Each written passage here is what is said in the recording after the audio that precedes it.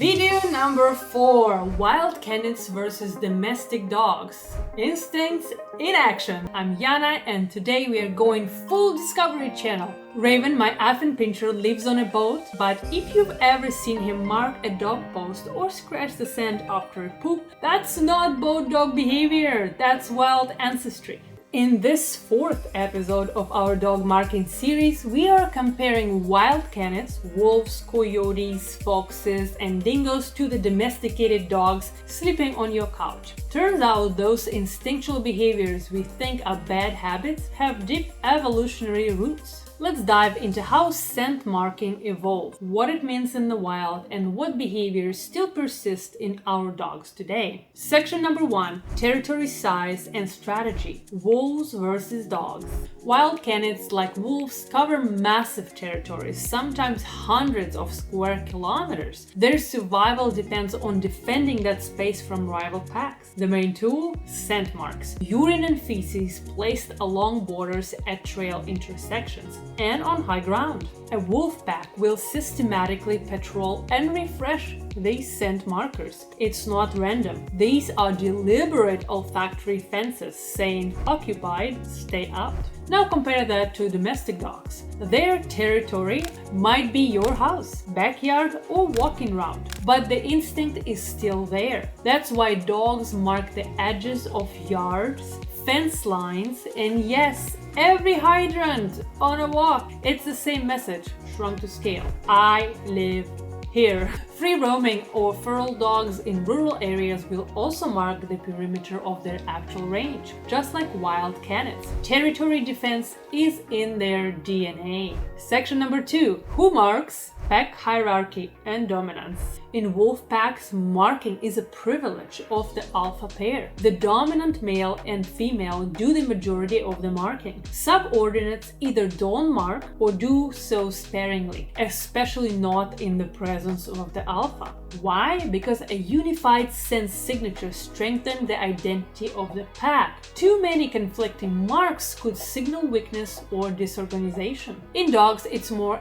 egalitarian or chaotic, depending on your household. Domestic dogs lack strict hierarchical breeding control. In multi-dog homes, everyone might mark, especially if they're intact. Dominant dogs may overmark submissives, but the inhibition seen in wolves is usually absent. Still, dominance dynamics exist. Confident dogs, male or female, often mark more. In multi-dog homes, overmarking is common. Who pees over whose pee? That tells you something about the social order. Section number 3. Fecal versus urine marking in faces. Wolves use feces as a long-term territorial post. A poop on a trail junction isn't an accident, it's a strategy. It sticks around, smells strong, thanks to anal glands, and broadcasts a warning long after the wolves have moved on. Domestic dogs, fecal marking is less pronounced, especially indoors, because humans clean it up.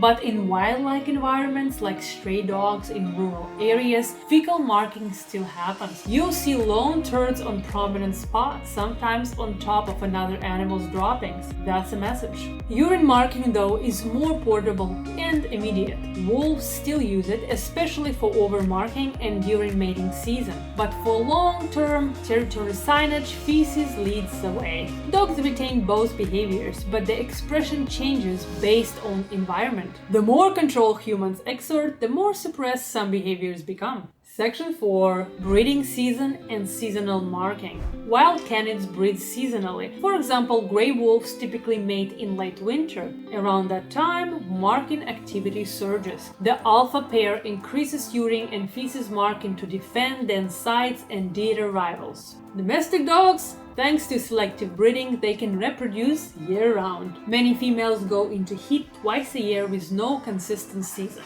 So you don't see population-wide spikes in marking, but individual dogs may show heat-related marking based on their personal cycle.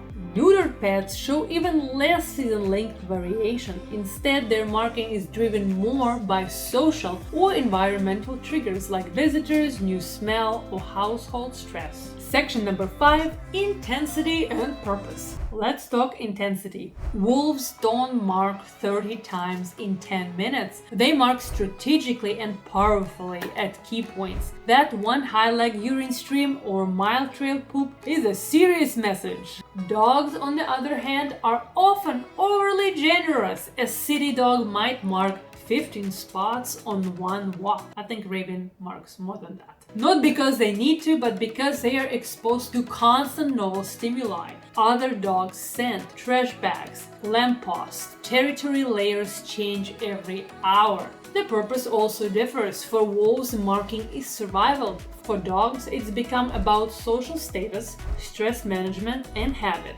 But the root is the same: scent communication without direct conflict. Section 6. Here is the kicker: domestication modified context, but not instinct. Your dog doesn't need to defend a 50 square kilometer hunting zone, but the neural circuits that drive scent marking still firing. This is why dogs mark over a visiting dog's scent, why they scratch the floor after peeing, why they drop a poop in the middle of a hiking trail. These aren't bad behaviors. They are survival messages adapted to new environments. Understanding this helps you manage it better. Don't anthropomorphize it as spite. Address hormonal or stress triggers. Use training to redirect, not punish. So yeah, your Yorkie isn't a wolf, but the behavior very much still there. Scent marking is one of the most deeply preserved instinctual tools in canines, wild or domestic. Next up, how to tell if your dog is marking or just needs to pee, because that small detail changes everything in how you respond. Like and subscribe, and check the playlist if you missed earlier videos in this series. See you next time.